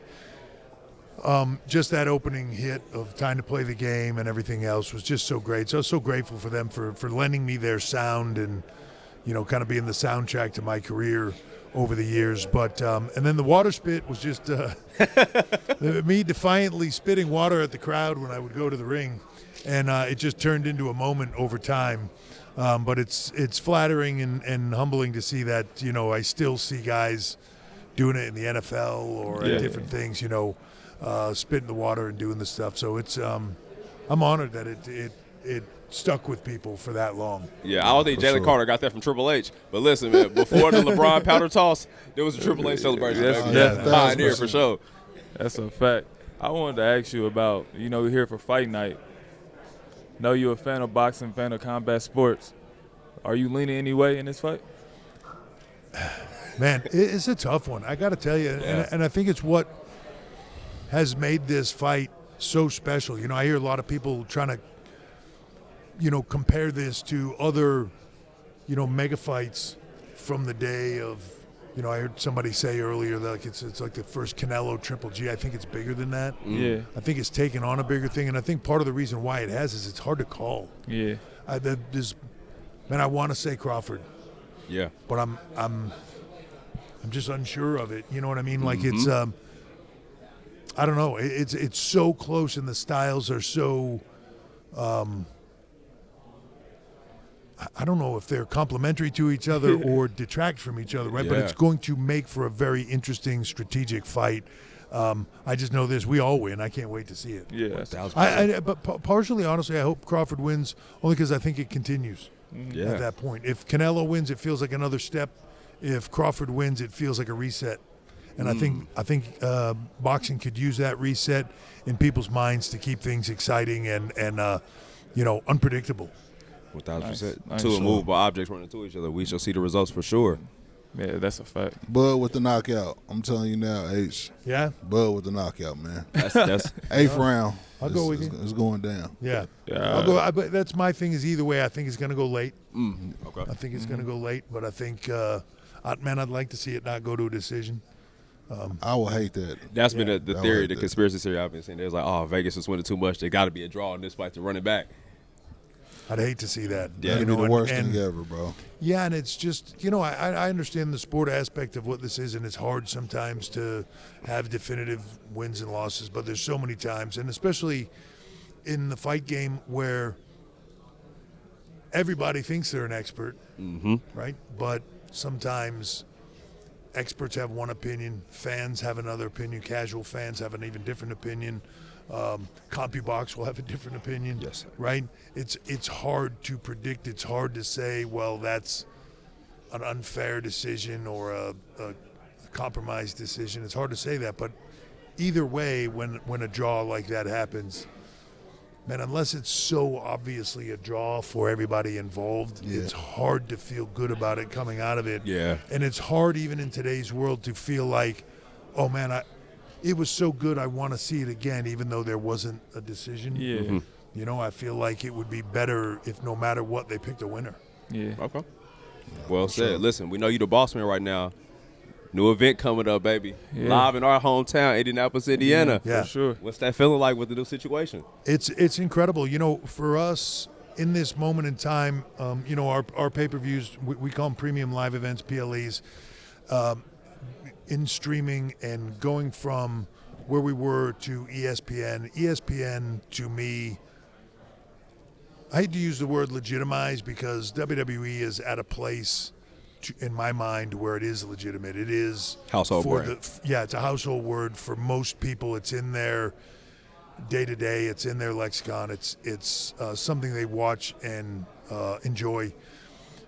But ESPN promotes and does big fights like nobody else, right? The lead into it, whether that's the whole world goes to ESPN for their sports, and when you're on First Take, when you're on all those shows on that building, when they're sending those people to the event for a week as the lead in, that you see here for these big fights, for legit sporting events, for real sporting events, and the struggle for some people is, what are we, right? Are we sport? Are we entertainment?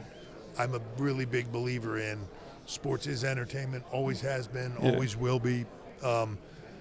People just want to be entertained. It's why you're going to watch this Canelo Crawford fight. It's why you're going to watch the Super Bowl. It's why you're going to watch anything, is the entertainment value of it. Yeah. It's why you watch WrestleMania. It's why you'll watch WrestlePalooza. So for us, WWE, we believe we do live events, bigger spectacle-wise than anybody else on the planet, and ESPN does the same thing in their promotion of them. So that's a perfect matchup. I think WrestlePalooza will be the first sort of foray into what that looks like and how that can be. And it's only going to grow from there. This is an exciting, just massive opportunity for us. And the card is going to be spectacular. Come on, man. We're talking about legends in the building. I know you excited about this. Definitely excited. The card is amazing. But I wanted to talk more about partnering with Netflix. Right? Having Raw on Netflix, even doing a documentary on Netflix. And, like, on the documentary, pulling back the curtain and letting people see what really takes place in the wrestling ring, like the ref really controlling the matches and things like that. I never knew that as a fan, and I was amazed to see that. What made y'all comfortable at this time to, like, pull back that curtain?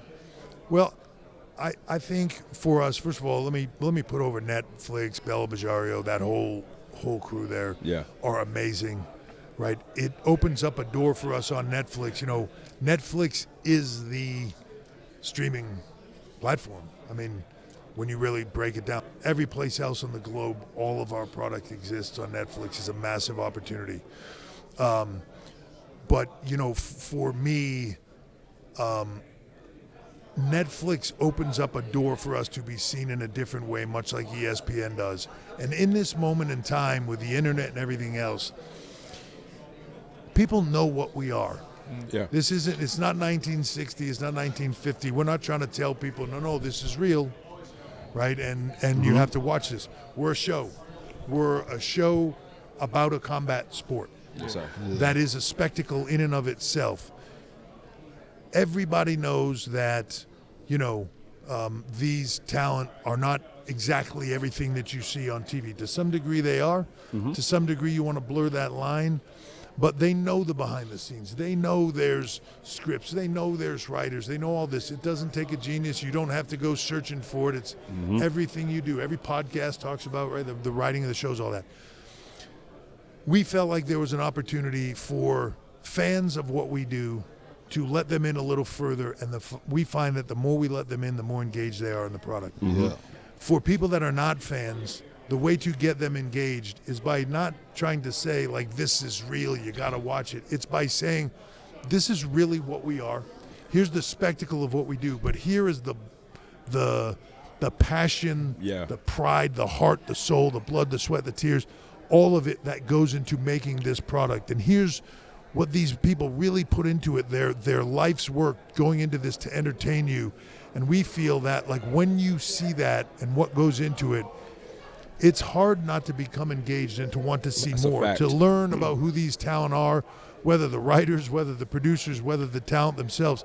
Find out who they are in real life, what they put into it, and then go, like, explore more, go into the product and see more. You know, when you see clips from a movie and the behind the scenes and the green screens and all that, it doesn't make you want to see the movie less. Yeah. Right? It actually, seeing that spectacle makes you want to see it more. So I feel like this is, to some degree, our drive to survive for F1, where F1 really had this resurgence because of that show, showing what it really is that makes that whole thing work.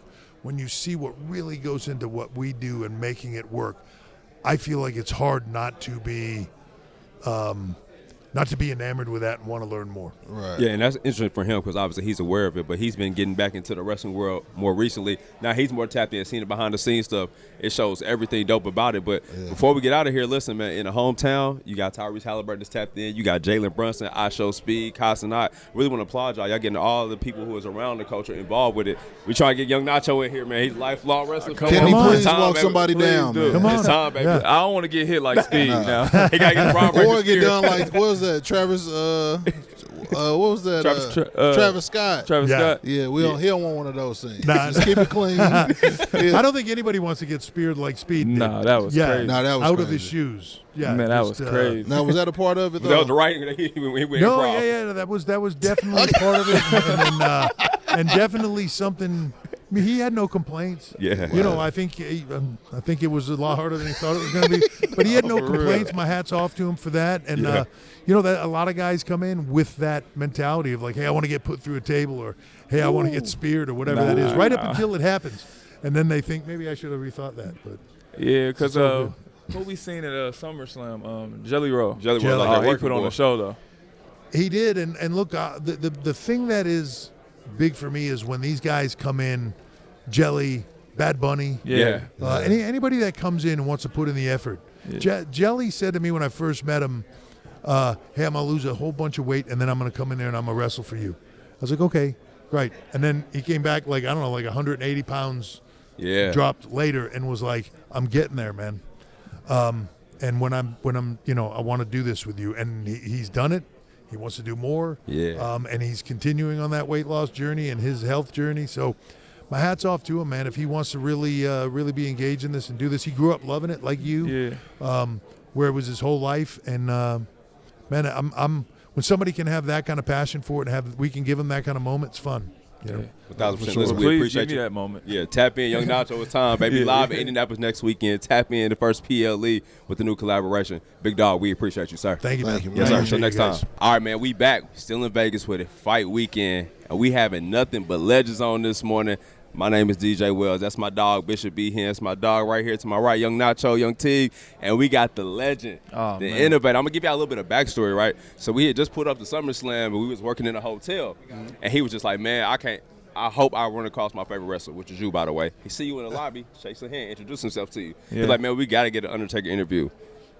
What? Come on, man. We got the legend. True, guys. Yeah, made my boy all day. Our childhood, baby. Well, I appreciate it, man. Yeah, it's great to be up here, and I can't wait, man. What a fight. This is going to be awesome. Yes, sir. All right, listen, we'll start there, man. How you feeling about Canelo? You got Crawford. Where you leaning? You know what? I keep talking myself out of it. Like 1 minute, I got Crawford, right? And I start thinking about it, and I'm like, man, he's moving up a lot and facing somebody that can't be hurt. Yeah. And then I'm thinking, shit, that's still Bud Crawford. Yes, sir. So, man, I don't know. It's going to be.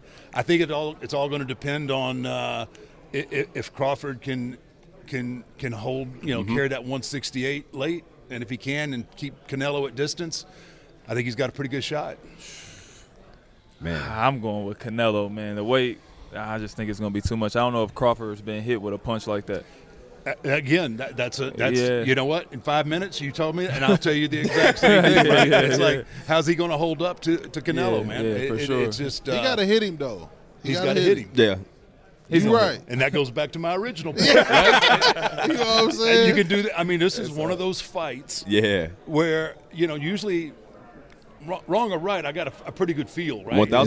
Yeah. But this one, I can talk myself into it and talk myself out of it in the same sentence. Yeah, for sure. And I know we loosely throw around like legendary events, but I feel like this is truly one of the most memorable moments we might have in boxing. I think Saturday night would not disappoint at all.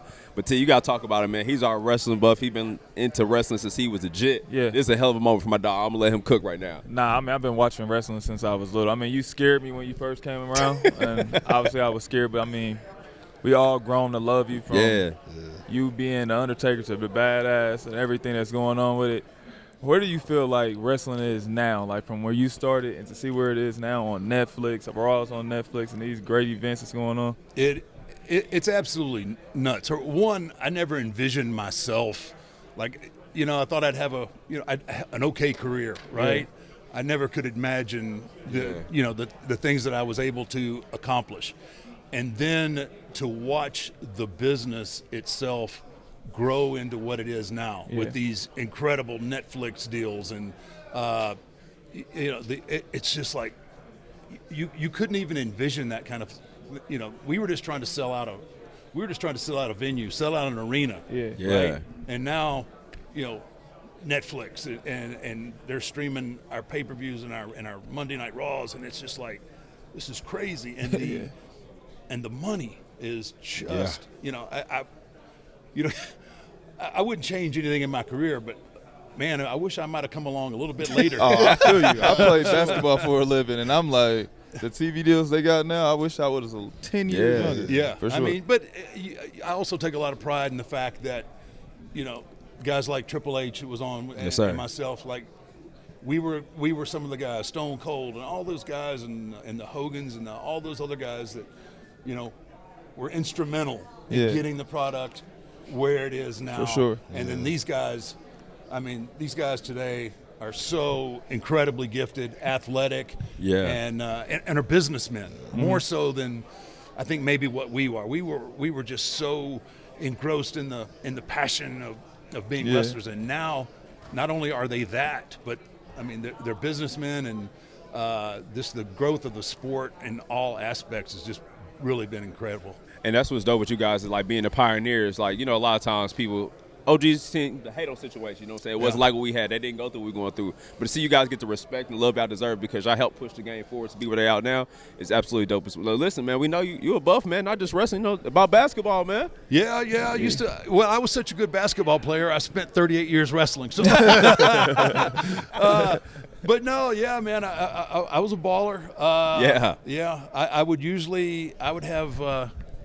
On most games, I'd have more points than minutes played because I was always in foul trouble. Oh, okay. Imagine that. Oh, bro. Hey, and would take getting fouled personally. Yeah. It was destined. I was destined to end up where I did. I remember chasing a guy down. Like I think it was my last year in school. I chased a guy down the court, and it was just like, dude, you might be in the wrong sport because this ain't gonna go well for you. So you wasn't going after the ball. You was going no. It was straight retaliation. It was like Mahorn and Lambeer. That was kind of the era that I was playing ball. So, yeah. So that was your basketball influence? No, man. I mean, Magic and Bird. Oh, okay.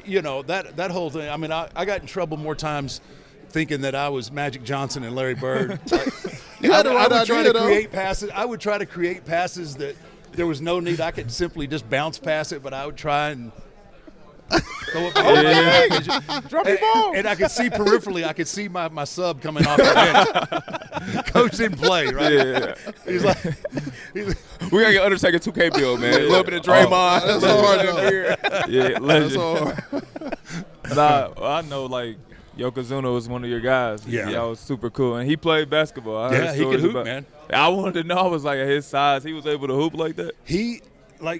Yokozuna defied what your eyes and your brain could comprehend. You would see somebody his size, which most people didn't realize. He was about 6'4". Yeah. But he was so big. But he could move. He was like a cat when he was still like around 400 and 450 pounds. Damn. He could move, and man, he could throw a kick, a savate kick or a side kick up so fast that you were just like, where the hell did that come from? Yeah. He was so athletic.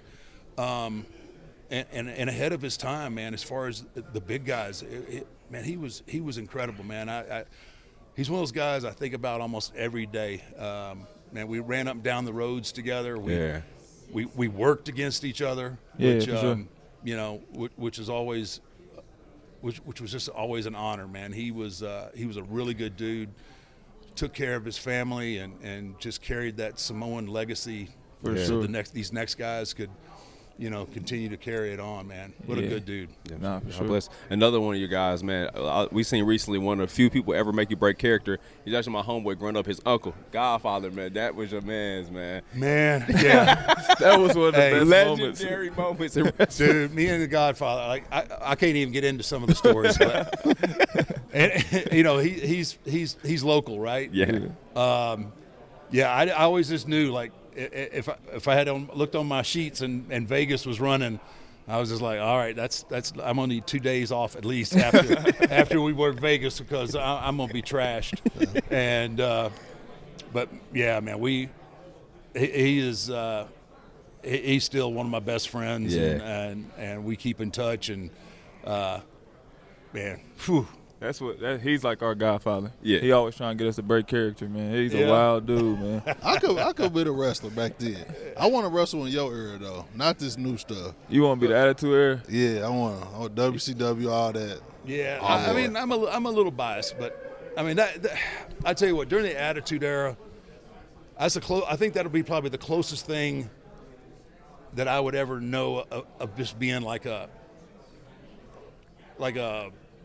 I don't know, like a huge rock star, right? Yeah. Like what Beyonce or somebody like that, or Metallica. It was so crazy back then. Just how many people watched Raw and TV back then, and with no social media. Without social media. Yeah. But it was crazy time, and if we didn't we were disappointed if, a house could be almost completely sold out, but we see a couple empty seats, and everybody would be like, "Damn, man, like, dude, it's like 10 seats out there empty." Like, oh man, we got to pour it. We got to step it up some more, man. Yeah. It was just an incredible time, and again, man. How did you balance your regular life and your wrestling schedule? Not very well. There was my wrestling schedule, and then there was everything else. Respect. Okay. But again, that's another thing that these guys today do far better is manage their personal lives and business. During most of my run, it was just go. Everything was my first, second, and third priority was the business, and if I was hurt, things have changed again. That's another thing, like being hurt. Yeah. Right now, guys get hurt, they get taken care of. Yeah. Back in the day, we just went, and because we always felt like it affected so much the next time we were going to come to that city. Mm. Like if you were booked for a town and you couldn't make it, it's not going to hurt that show. Yeah. It's the one after, right? Yeah, I got you. So we just all had this mindset, and that you just got to go, and whatever it takes to you got to do it. Yeah. And not that that's the right way. I mean, it's a good mentality to have. Yeah. But I think the damage that we did to ourselves for the sake of the game, maybe I don't know. I don't have many regrets as far as all that. But I am happy that because of those days, the athletes today are so well taken care of. Yeah, for sure. And I think that's a testament, like you said, hearing from leadership from people like you, having Triple H as the man in charge or who went through that process and can understand anybody else who could have been in that position from an office or a business standpoint. They don't know the day-to-day, the ins and outs. Right. Stuff like that for sure. But listen, man, my man B Hen, he grew up on wrestling, but now he really tapping back in. But one of all things we grew up on, and we was all sad we found out, him and Kane being brothers. He was like, wait, they're not really brothers. Hey, I got to be honest. Like, I only within the last couple of years have not told people that we're not brothers. Man. That's old school mentality, Yeah. right? I mean, that was our calling card, and I figured if somebody was asking me, and they still had a little bit of hesitation, like whether it was true or not. So I was like, yeah, we're half brothers. That's and they crazy. Would go, damn, I knew it. Every time y'all stood next to each other, I would be like, "Oh, damn, they the coolest brothers in the business." I wish that we probably could have had a longer run together. Yeah. But it just got to a point where it was too difficult to book anybody against us. Beating like, everybody who's up. going to beat? But I'm saying, nearly if 7 they foot. had Instagrams, Twitters, and all that back then, y'all would have been so much more lit. Like I think it was been just, it was just too difficult to put people against us. Yeah, the 2-footers. We made the Road Warriors look small. Yeah, it's back Come on, in the day. man. And those guys were bigger than life, and it was just like, how do you book anybody against these guys and think that anybody's got a chance? Yeah. Not only are they huge, but then they're also supernatural, and they can throw lightning and make fire and everything else. Like, Because y'all remind me of one of my new favorites now. What's my boy? Who you trying to get built like? Who? We walking out all crazy, bro. He's huge. Not Brian. Brian is one of my favorites, but Randy? Randy Orton? Yeah, how big he is. That's how I used to look at y'all like, oh shit. You got to. Randy. Randy's the OG now, man. Yeah. I remember Randy when he was just a kid. Now he's the old timer around there. Oh, he been around that long? He's been around. Yeah, he started when he was 21, 20. I mean, he was young. Yeah. And man, he was a handful too. And it's been fun to watch his maturity, and now he's a leader. And, it's crazy. So it's crazy. Yeah. I'd be remiss. Oh, go ahead. Please, I never thought like I would see like obviously you're the Undertaker, but see you talking and doing podcasts. You got your own podcast because you were so mysterious. Like nobody knew anything about you. But to see you on LFG giving back to the new guys and helping those guys out, having a podcast, it's like super dope to see. And I thought I would never see that. Like he said, he never heard you talk. I never heard you talk. And we all felt like that. So it's good to see you in that light now. Yeah. It was hard for me to imagine doing that. But it's just obviously, again, with social media and everything else, it was just like, it was all, when I retired, it was like I had all of that, right? I had all of that no one had ever heard my stories, that had never seen. So it was like, okay, well, the character, I'm putting the character to bed now, so it gave me, it gave me a few years of new stardom, I guess, because again, no one had ever heard me talk about any of the stories, and so I couldn't imagine myself in 2000 thinking about being on a show where I was helping kids or even having a podcast. It would have been, I was like, no, there's no chance. There's no chance all that's going on. I was tapped in. I think I was probably the 3rd subscriber.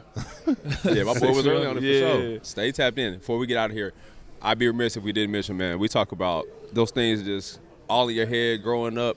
Man, the theme music, dog. You just hear that first, and you just see everybody in the building just rise or go crazy. It's still crazy to this day, man, when you hear stuff like that. Yeah, it was, again, it's just one of those things that happen, and you don't think of that reaction when you're putting it all together. You're just thinking, okay, what music is going to match this character, and then just the way it was received by the people. From being terrified to being like, oh, that's pretty cool. Facts. And that's, I never really changed the character. It's just people kind of said like, it was so different. It was like, because back when I started with WWF back then, when guys got on the mic, it was like, well, let me tell you something, right? It was shouting, and everybody's like, okay, it's another wrestling promo. When I did say something, it was low and slow, and then when you talk like that, when you say, then now people want to like, they want to lean in, they want to hear what you got to say, right? Yeah. So, again, I was incredibly blessed to land on some things, the music, the tone, and the way we talked. It was just, I was incredibly blessed for those things to work out and be received the way. Here I am 30 plus years later sitting here talking with you guys about it, and it's a cool deal. Come on, man, the aura is real, man. Listen, we appreciate you. Before we get out here, please plug the podcast. Tell the people they can find you and tap in at, sir. Yeah, 6 Feet Under. We've just revamped the podcast. My wife, she's my co-host now. Okay. We're doing we got wrestling interviews. We've got other people in sports. We're trying to be very diversified and get as many different views and sports and entertainment genres out there.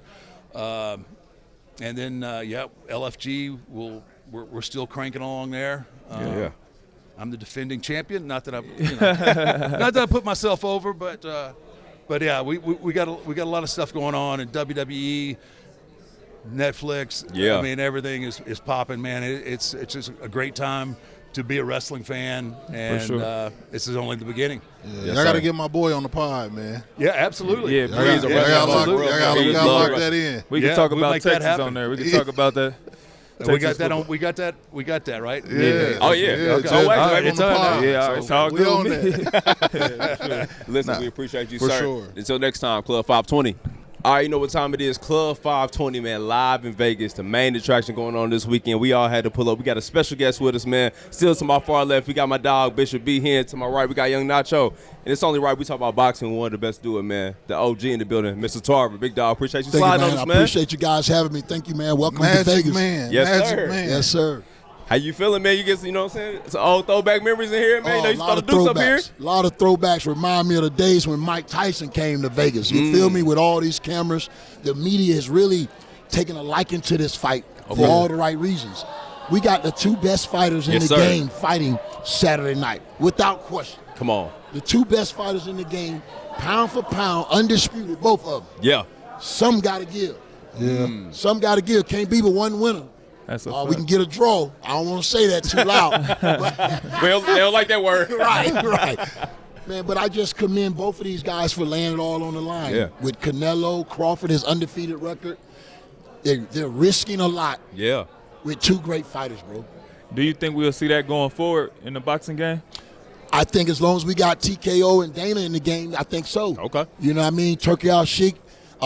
It's a great time to be a boxer, bro. Yeah. If you hungry and really want it and you willing to step up and prove it, you got a platform here, to do it at the highest level. So I wish I was in my prime right now today. You feel me? Yeah, you talking Yes, about, sir. no, everybody tapped into the pay-per-view, but now you can go to Netflix and tap in. Everybody got Netflix already. Everybody got Netflix. You can tap in and see two of the greatest do it right now. Like you said, if you was in your prime right now, that's a different type of marketing, different type of crazy. exposure. Yes, He sir. missed that social media era. Yeah, If I you missed was the in that- social media era. Well, if for you was sure. in social media, you'd probably be the most littest Yeah, boxer. 1,000%, bro. Yeah. 1,000%. Especially that moment when you talking to Roy. Yeah, that was wild. That was wild. Nah, that was wild. Yeah. He got a classic YouTube rant about Floyd and them too, where he was Yeah, going, yeah. I remember that. Yeah. where he was going crazy for sure.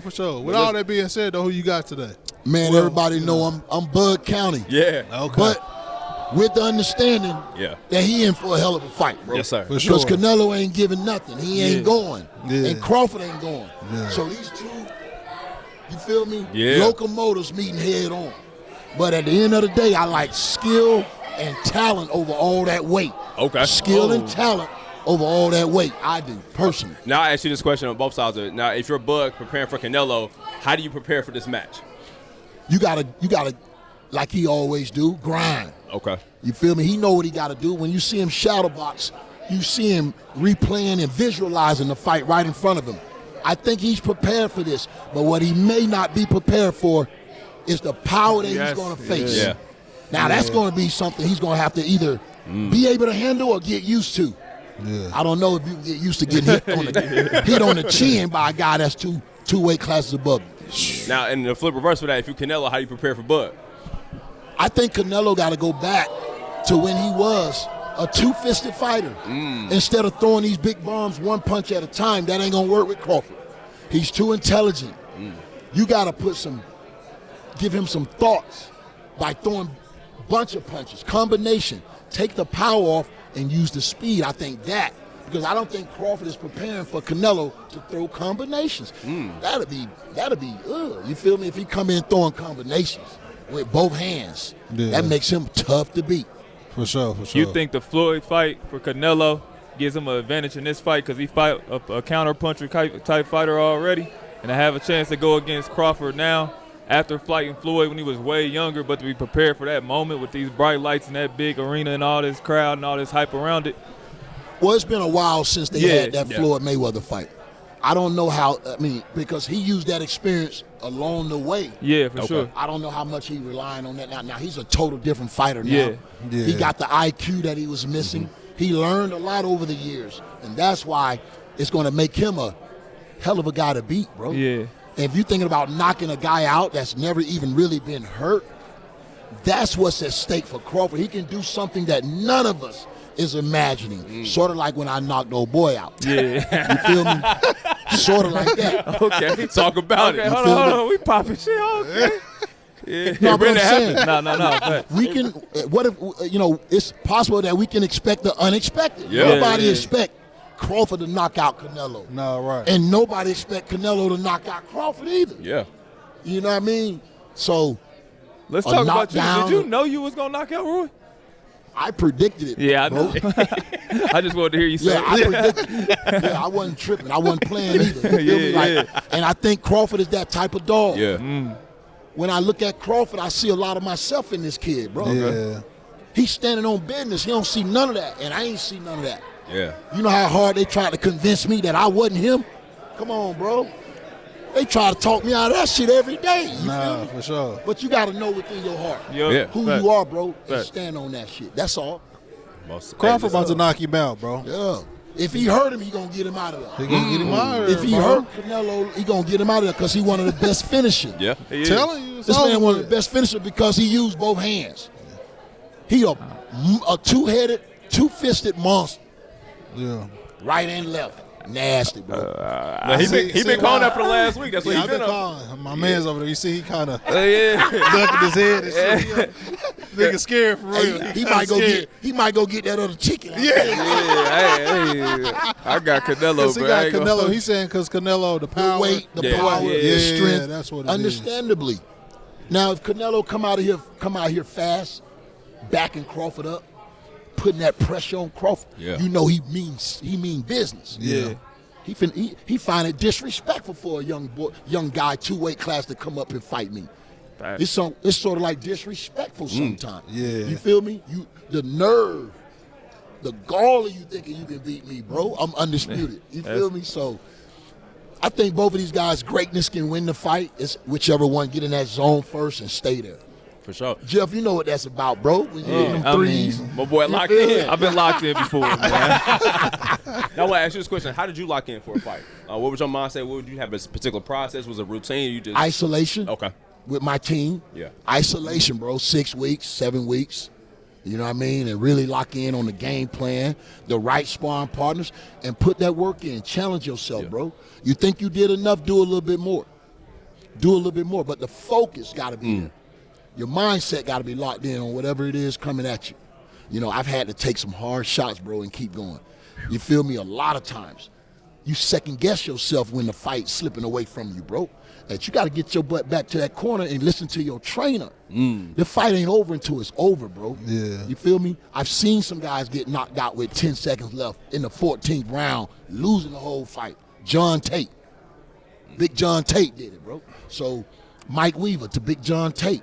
It's never over unless you feel like it's over in your head.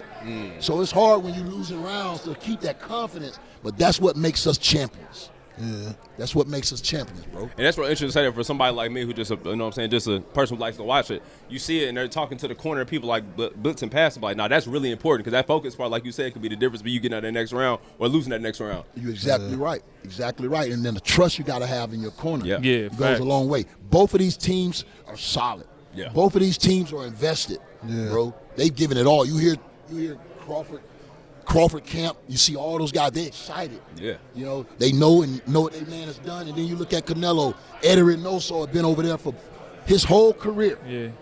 You feel me? So they tight. And I think that's going to be important too, that tight team network, man, for sure. For sure, man. Time will tell. OG, we appreciate you having us on. I appreciate you having me, man. Thank you. Likewise. We're going to get this picture, y'all don't mind. For sure. Let's get it up. I appreciate you guys. Come on, man. We had the OG Antonio Tarver on the pod, man. Hey, listen, people forget, man. If you ain't old enough to know, boy, they got one of the greats up out of there. Yeah, I didn't know when Mike first asked me about it. Mike was like, y'all want to interview Antonio Tarver? This nigga don't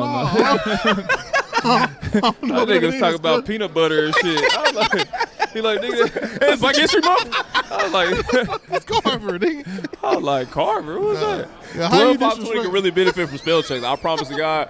It's a lot of opportunities we have. We just don't spell nothing right. Nah, for sure. I was like, for sure. Antonio Carr, I don't know him. But nah, he a legend. When he knocked out Roy Jones and said, yeah, what's your excuse now, Roy? And then knocked him out. Come on. Hard, bro. Hey, what's funny is I seen Roy Jones talking to somebody in the lobby, and that's how I picture seeing Roy Jones. All in his face talking like Ray Lewis, dog, giving him some type of motivation. Oh, you just saw him today? Yeah, I don't know what they was talking about, but it was intense. Oh, shit. Probably because he don't want to see Tarver again. Oh, He's probably still smoke. Especially how he was on here talking about him. He probably still want to knock that nigga out. It might be round 4 if he come up here at the same time. I seen Roy Jones talking about that fight, though. He was talking about how he had to cut weight. He had to come down on weight. Yeah. He was like, he was at heavyweight. He came down to fight him. He was like, that kind of like hurt him a little bit. Yeah. I was like, And that's crazy, though, like how a few pounds, bro, like make a big difference. Because it don't even be that many pounds for real.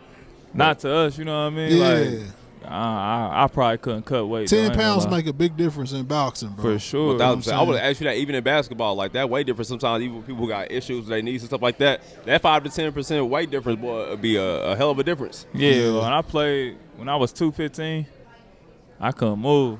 It hurt my knees. I was strong. I felt good, but I just wasn't where I wanted to be. When I got back down to like 198, 200 range, I was smooth.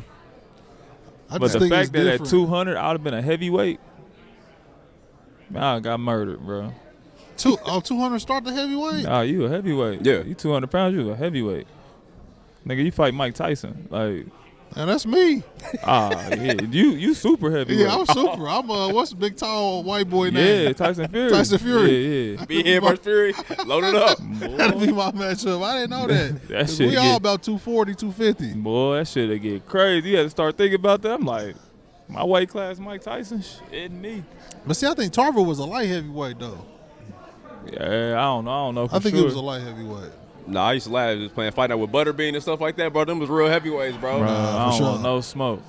It's just dope we being able to be a part of this, bro. All these sponsors and shit. Shout out to Netflix for bringing us out. Definitely appreciate y'all. For sure. The official media. Yeah.